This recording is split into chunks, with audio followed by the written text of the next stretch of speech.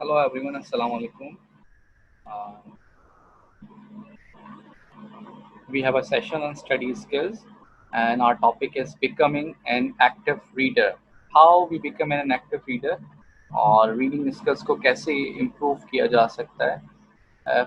Being a confident student, we have thinking skills, writing skills, presentation skills, but we can never ignore the reading skills as well.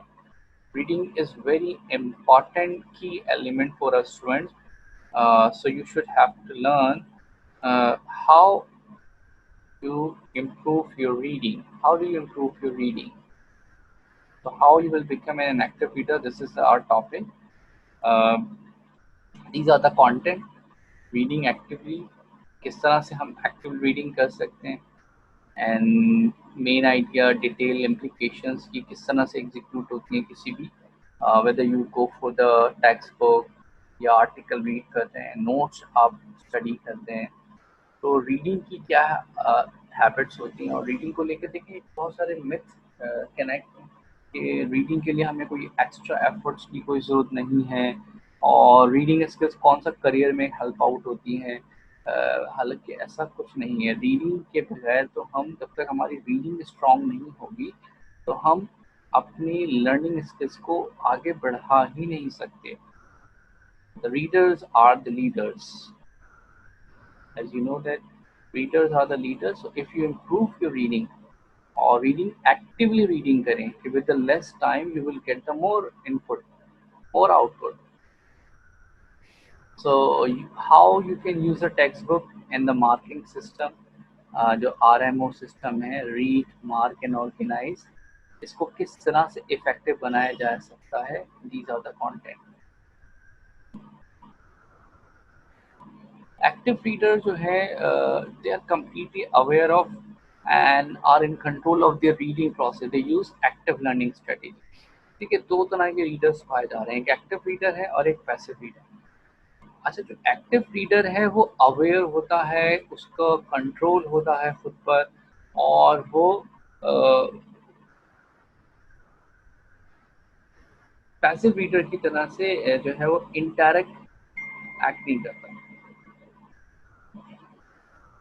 Right active reader actively participate करता है highlight करता है notes carry on करता है topic को relate करता है और जो पैसिव रीडर है they just go for the reading और वो रीडिंग करता है अनअटेंड अटेंशन के साथ नहीं होती इनअटेंटिव होती है उसकी फोकस नहीं होता और वो स्ट्रेटजीज ऐसी कोई यूज़ नहीं करता जो उसके लिए इफेक्टिव हो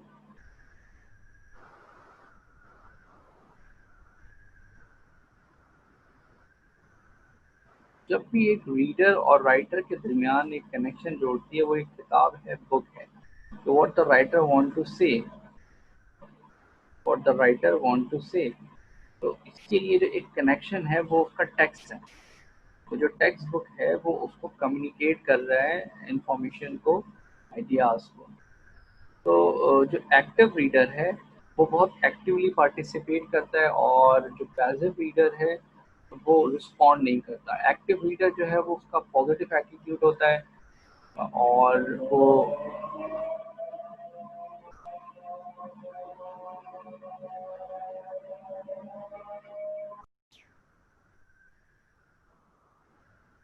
एक्टिव रीडर के पास आइडियाज़ होते हैं वो रीड करता है फॉर आइडियाज़ के लिए और वो क्वेश्चनिंग करता है रीडिंग थिंकिंग के साथ वो मैनेज करता है अपने रीडिंग प्रोसेस को कि कितना मैंने पढ़ना है आज कितना कल वो स्केड्यूल बनाता है टाइम के लिए रीडिंग के लिए उसके पास एक पर्पस होता है कि वो कोई क्वेरी सॉल्व करने जा रहा है या कोई उसने न्यूमेरिकल सॉल्व करना है या कोई रिसर्च करनी है तो उसका फोकस क्या है या वो लर्न करना चाहता है कुछ वोकेबलरी और वो अपने कंसंट्रेशन को कंट्रोल करता है एक्टिव रीडर जो है एक स्टडी सिस्टम बनाता है अंडरलाइन करता है कुछ एनोटेशंस बनाता है टेक्स्ट बुक में से नोट्स बनाता है और जब उसको प्रॉब्लम होती है उसको फोकलाइज करता है हेल्प देखता है कि विकीपीडिया पे उसको रिलेटेड अगर कोई नया वर्ड है तो वो क्या है क्या मीनिंग्स हैं ग्राफिक पिक्टोरियल से वो एंटरटेन होता है और अपनी प्रायर नॉलेज को रिलेट करता है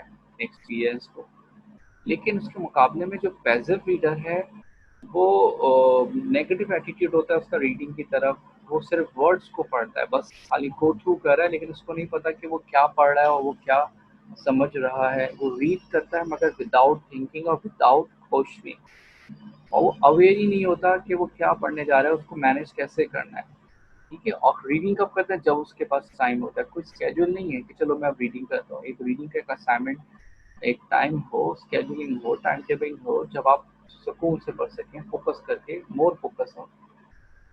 बहुत आसानी के साथ डिस्ट्रैक्ट हो जाता है, और वो जब पढ़ता है तो वो ऑथर के इंटरेस्ट को मद्देनज़र नहीं रखता, और वो उसमें अपनी मीनिंग इम्पोज कर देता है।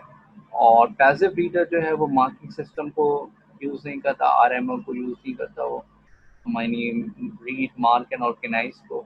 और वो हेल्प के लिए भी रेजिस्ट करता है कि जब कभी उसको कोई प्रॉब्लम है तो वो किसी से हेल्प नहीं मांगेगा। वो कहेगा बस ठीक है, जो समझ लिया मैंने, बस यही सब कुछ था। तो ये तो एक्टिव और पैसिव रीडर है। तो ये कैसे इंटरेक्ट करेगा? देखिए, जो रीडिंग प्रोसेस है वो इंटरेक्ट करता है, एंगेज होता है आपके माइंड में कि भाई राइटर क्या कहना चाहता था आपसे। तो जब तक आप क्वेश्चनिंग नहीं करेंगे और एक्टिव रीडिंग नहीं करेंगे तो आप राइटर के पॉइंट ऑफ व्यू को अंडरस्टैंड नहीं कर पाएंगे। तो इसलिए एक्टिव रीडिंग करना बेहद ज़रूरी है, ताकि हम ऑथर की इंटेंशन को और उसके पीओवी को, यानी पीओवी मतलब पॉइंट ऑफ व्यू को, बहुत अच्छे से अंडरस्टैंड कर सकें। हम यहाँ देखते हैं कि रीडिंग के लिए वो क्या क्या कुछ कर सकते हैं, कौन से स्टेप्स को वो फॉलो करें। तो save time because we pay more attention to what we read the first time and don't waste time rereading। ठीक है, तो आप उसको एक ही दफ़ा में अच्छे से पढ़ें, ना कि ये कि बार बार एक ही चीज़ पढ़ते चले जाएं और अपना टाइम बर्बाद करें।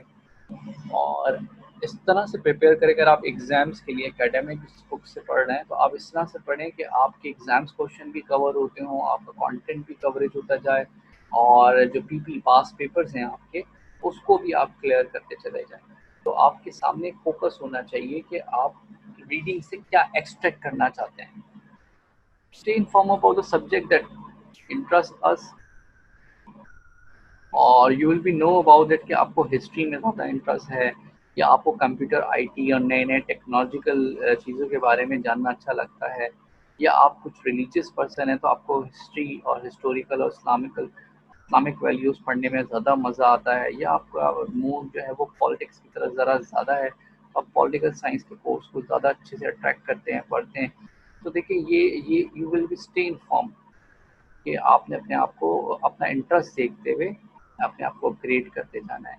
इसी तरीके से कौन सा आइडियाज़ आपके लिए फेमिलर हैं, और इंटेलेक्चुअल ग्रोथ आपने किस तरह से करनी है अपनी, और अंडरस्टैंडिंग ऑफ लाइफ कॉम्प्लेक्सिटी। अच्छा, ये जब आप रीड करते हैं तो देखिए, आप एक बात और याद रखिए कि आपका परसेप्शन एक अलग है और जो ऑथर की इंटेंशन है वो अलग है। ऐसा ना हो कि the birth of the reader is the death of the author. Roland Barthes एक राइटर है, स्ट्रक्चरलिस्ट, वो कहता है कि देखें, the birth of the reader is the death of the author. ऐसा ना हो कि जब आप पढ़ने बैठे तो आप ऑथर की इंटेंशन को ही कला कमा कर दें। तो आपने पॉइंट ऑफ व्यू को you make it quite clear. So we make a difference between both of them, कि एक्टिव रीडर और पॉजिटिव रीडर के बारे में। कि एक्टिव रीडर पॉजिटिव एटीट्यूड रखता है, आइडियाज़ गैदर करता है, और उसके पीछे एक पर्पस है, गोल है, वो एक प्रॉपर स्केड्यूलिंग के साथ स्टडी करता है, रीडिंग करता है। और जो पैसिव रीडर है उसका negative attitude toward the reading, boredom feel करेगा, वो वर्ड्स को खाली रीड करता है, अंडरस्टैंड नहीं करता, और वो अनअवेयर होता है अपने, उसके पास कोई एक प्रॉपर प्लान नहीं है। रीड व्हेनेवर द टाइम, ठीक है, स्केड्यूलिंग नहीं है। या फिर उसको किसी ने असाइन कर दिया कि आपने ये रीडिंग करना है, तो दैट्स वाई। तो इंटरेस्ट से पढ़ते हैं तो फिर ज़्यादा बेटर लर्निंग होती है। अच्छा जी, इसी तरीके से आप कैसे इसको कनेक्ट कर सकते हो स्टडी के साथ। तो आप अपने रीचेबल गोल देखो कि आप के जो कोई क्वेश्चन के लिए आप प्रिपेयर करने जा रहे हो, आप कोई असाइनमेंट करने जा रहे हैं, या आप अपना कोई आर्टिकल पूरा करने जा रहे हैं, तो आप जब रीडिंग करें तो आपका टारगेट हो कि आप उसमें से डाटा ऑर्गेनाइज कर सकें। रियलिस्टिक होने चाहिए, आपको पता होना चाहिए आपकी स्ट्रेंथ एंड वीकनेस क्या है, आप किस कौन से सब्जेक्ट में ज़्यादा अच्छे हैं, और क्या आपकी वोकैबुलरी का जो लेवल है वो क्या है। ना अंडरस्टैंड कर सकते हैं। Know how you learn best, ठीक है, ये आप देखें कि क्या रीडिंग किस तरह से करके आप इम्प्रूव कर सकते हैं अपने आप को। और जो किताब है वो बहुत अच्छी आपकी दोस्त साबित होती है और आपको बहुत सारे मामलों में हेल्प एंड गाइडेंस करती है, लेकिन तब जब आप उसको प्रॉपर रीडिंग करना जानते हो। तो फाइन, मोटिवेट अपने आप को रखें, मॉनिटर करते रहें अपनी प्रोग्रेस को कि कितना इम्प्रूव कर रहे हैं आप। और एक्टिव रीडर के लिए आप एक रियलिस्टिक गोल हो, आपके बिल्कुल रियलिस्टिक गोल हो कि मैं इतने मिनट में इतना चैप्टर कंप्लीट कर दूंगा, ये नहीं मैं आज पूरी बुक खत्म करूंगा। पूरी बुक तो खत्म कर लेंगे लेकिन उसमें जो लिखे हुए मायने हैं उसके अल्फाज और मायने को अंडरस्टैंड नहीं कर पाएंगे, एक फहम नहीं बन पाएगा। तो जब भी रीडिंग करते हैं तो इस तरह से रीडिंग करें कि आपकी एक अंडरस्टैंडिंग भी डेवलप हो। It should be realistic. Goal should be reading. Goal should be realistic. Or read with a purpose. You have a purpose in mind what you're trying to read. और जब पढ़े तो पेन पेपर लेके बैठें या highlighter लें, उसको highlight कर लें। ठीक है, अगर आप ई बुक से रीडिंग कर रहे हैं तो आप अपने पास नोट पैड ओपन करके वहाँ की नोट्स करते चले जाएं, ये हाइलाइटर होता है ओपन करके को हाईलाइट करते जाएं। तो ये इससे क्या होता है कि जब आप रीडिंग करते हैं तो आपके पास जो जब आप ओवरव्यू करते हैं तो एट अ ग्लांस की पॉइंट्स आपके सामने होते हैं, तो रिव्यू करने में भी आसानी रहती है। और अपने नोट्स को रिव्यू करने में मार्किंग करें, ये एक एक्टिव रीडर की निशानी है कि वो अपने जो बुक रीडिंग के साथ साथ अपने नोट्स भी प्रिपेयर करता है और फिर उसको डिसाइड करता है कि उसमें क्या लिखा है। इस तरह से उसकी रीडिंग जो है वो इम्प्रूव होती है। तो जब कभी भी आप रीडिंग करें तो आप अपने साथ उसकी नोटिंग भी करते चले जाएं और एक अपनी सी नोट पैड बना लें, उसमें अपने पास जो है वो की पॉइंट्स जॉट डाउन करते चले जाएं। इसी तरीके से देखें, रीडिंग के अंदर दो जो है स्टेप्स हैं, एक स्किमिंग है और एक स्कैनिंग है। स्किमिंग ऐसा है बिल्कुल जैसे कि दूध में से मलाई निकाल देना, यानी जो उसका कोर है वो आपने उसमें से एक्सट्रैक्ट कर लिया। जैसे कि आपने की आइडिया है, आपने अखबार आप पढ़ते हैं तो उसमें से जो मेन हाईलाइटेड की पॉइंट्स होते हैं आप उसको ओवरव्यू पढ़ लेते हैं। जिस तरह से बुक में अगर आप देखें तो आपने कंटेंट देखा, चैप्टर देखा, लेफ्ट हैंड साइड पे की डेफिनेशंस दी हैं, आपने उसको एग्जाम्पल इलस्ट्रेशन या आपने स्किमिंग करके पढ़ा, क्विक रिव्यू कर दिया और एक बिग पिक्चर क्रिएट हो गई टॉपिक की, सब टॉपिक, कंटेंट, की आइडियाज, हेडिंग। लेकिन जब आप कोई रिसर्च करते हैं, जब आप कोई एक सवाल ढूंढ रहे होते हैं, उसका जवाब डिटेल में स्पेसिफिक चाहिए, तो फिर आप स्कैनिंग यूज़ करते हैं। स्कैनिंग में आप देखेंगे कि ये सोर्स कहाँ से आया, कब कहा गया और उसकी डेफिनेशन क्या है, क्या किस वर्ड्स में इस्तेमाल किया। तो ये स्कैनिंग है। तो आपको बात समझ आ रही है? स्कैनिंग क्या है? आप रिव्यू करते हैं, आप एक पिक्चर स्ट्रैटेजी फॉलो करते हैं और आप जो है वो उसको ओवरव्यू लेते हैं पूरे टॉपिक का। स्कैनिंग क्या है?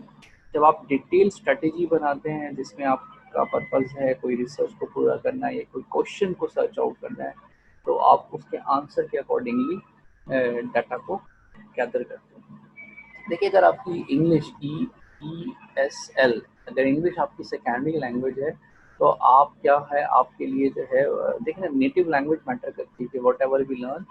नॉम चॉम्स्की भी यही कहता है कि जो आपकी यूनिवर्सल लैंग्वेज है यानी नेटिव लैंग्वेज है उसमें आप चीज़ों को ज़्यादा अच्छे समझ पाते हैं।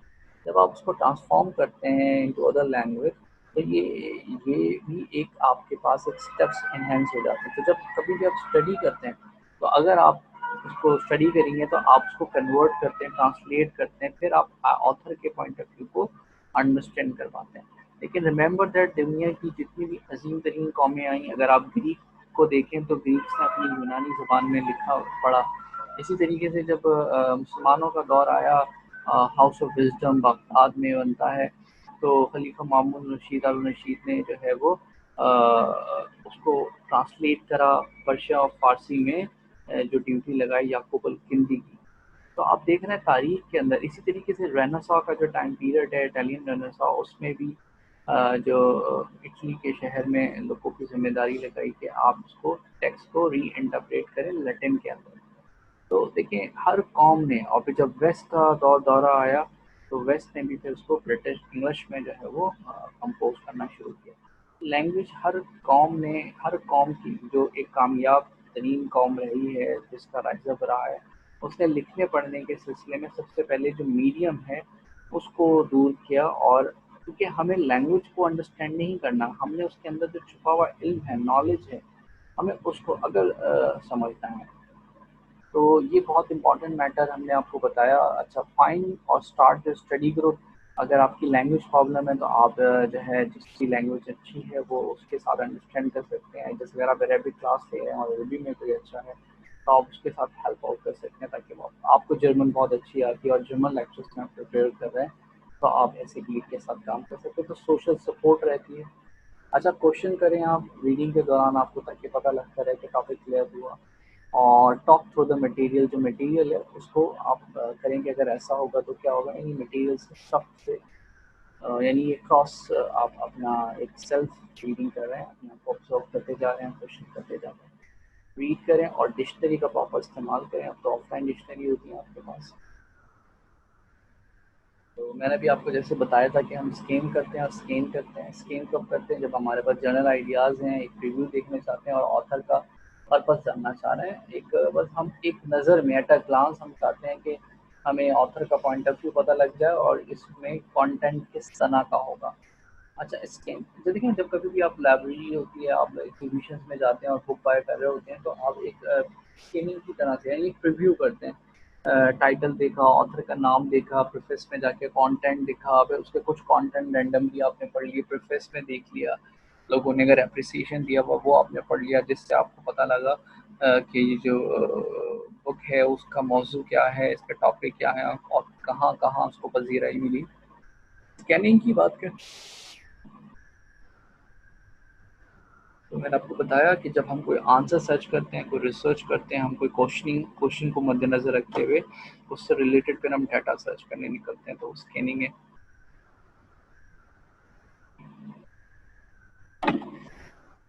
अच्छा, अब रीडिंग कॉम्प्रिहेंशन की बात हो रही है कि जब कभी भी हम एक कॉम्प्रिहेंसिव रीडिंग करें तो हम वैसे तो क्वेश्चन में पढ़ते हैं, इंट्रोडक्शन पढ़ा, फिर उसकी मेन बॉडी, फिर उसके बाद कंक्लूजन देखा और फिर क्रिटिसिज्म देखते हैं। इसी तरह जब हम कोई आइडियाज़ को देखा जाता है तो हम देखते हैं बुलेट्स बना के कि इस पूरी थ्योरी के अंदर ऑथर कहना क्या चाहता था, ऑथर का आइडिया क्या था, इस चैप्टर का पर्पस क्या था, एजेंडा क्या था।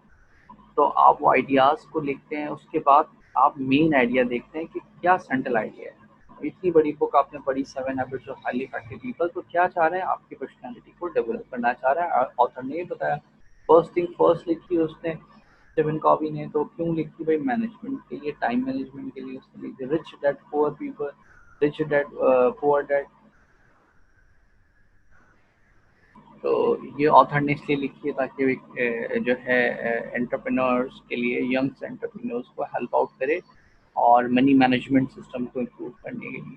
तो ऑथर की एक इंटेंशन होती है कि वो कोई एक पॉइंट ऑफ व्यू अपना प्रेजेंट करना चाह रहा है, उसको अंडरस्टैंड करना होता है बाय रीडिंग। फिर उसकी डिटेल देखते हैं और फिर उसको अप्लाई करके देखते हैं कि अगर मैं इसको अप्लाई करता हूँ अपनी लाइफ पे 7 हैबिट्स को तो क्या रिजल्ट आएंगे।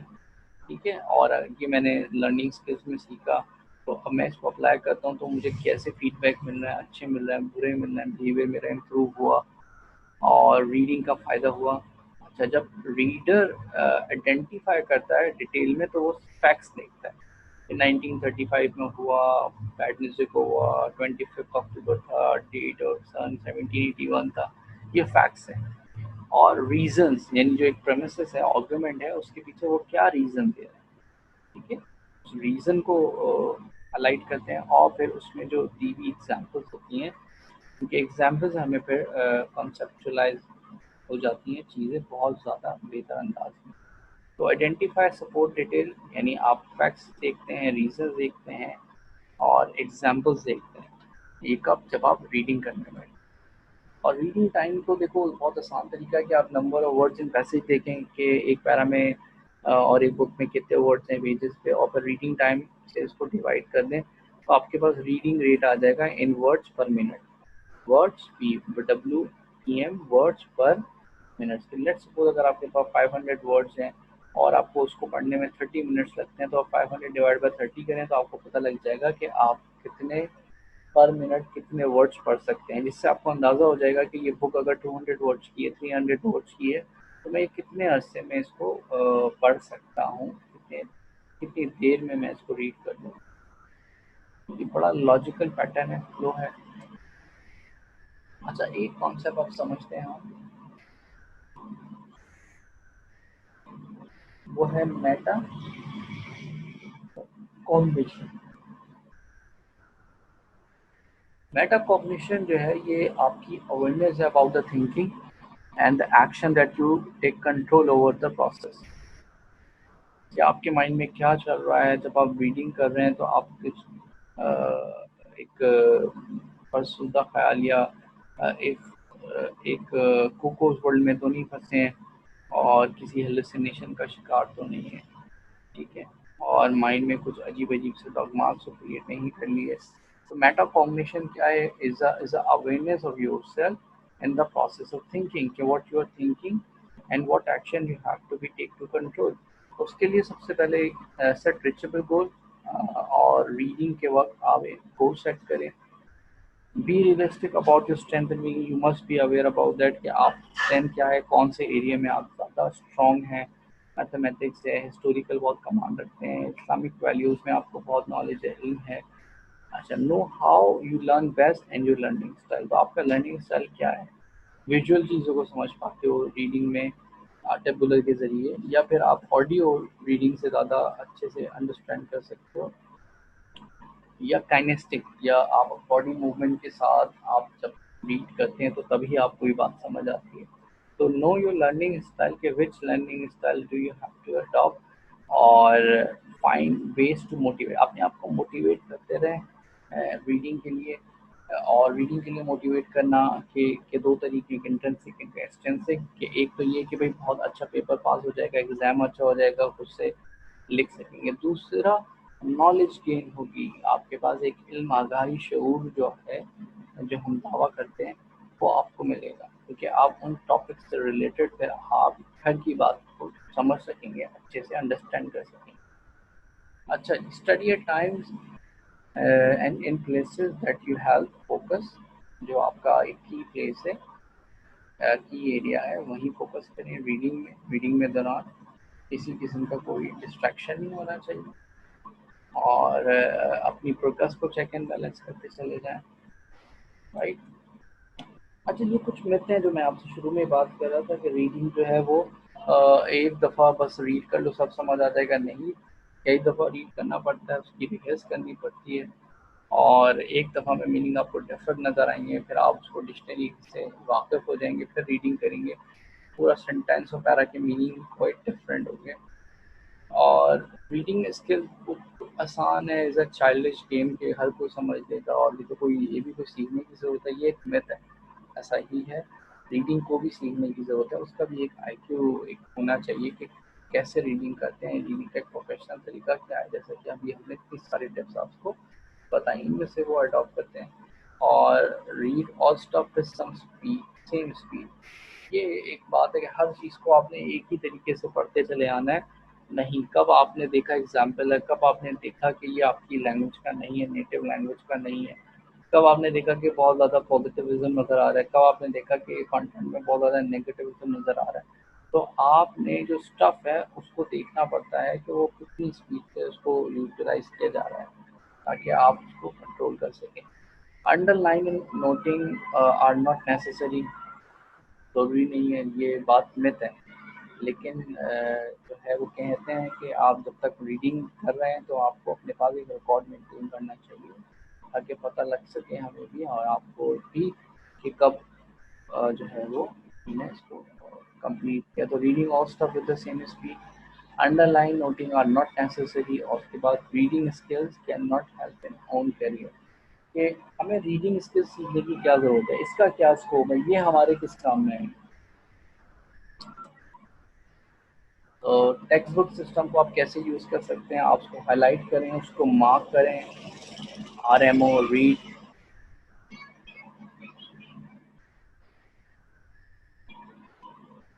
मेमोरेबल टेक्स्ट बुक को आप अच्छे से मेमोराइज करें, ठीक है। और टेक्स्ट बुक में मार्किंग सिस्टम बनाएं आप टॉपिक वाइज, कंटेंट वाइज आप उसकी समरी लिखते जाएं, one liner, special term, name, dates arrange करते चले जाएं, तो यूँ आप पैटर्नली जो है वो क्रिएट कर सकते हैं अपना एक टेक्स्ट बुक रीडिंग सिस्टम। तो टेक्स्ट बुक को रीडिंग करने के लिए भी हमें एक प्रॉपर मैकेनिज्म से गुजरना पड़ता है, तब जाके हम उसको एक्सेस कर सकेंगे, समझ सकेंगे और उसको अप्लाई कर सकेंगे।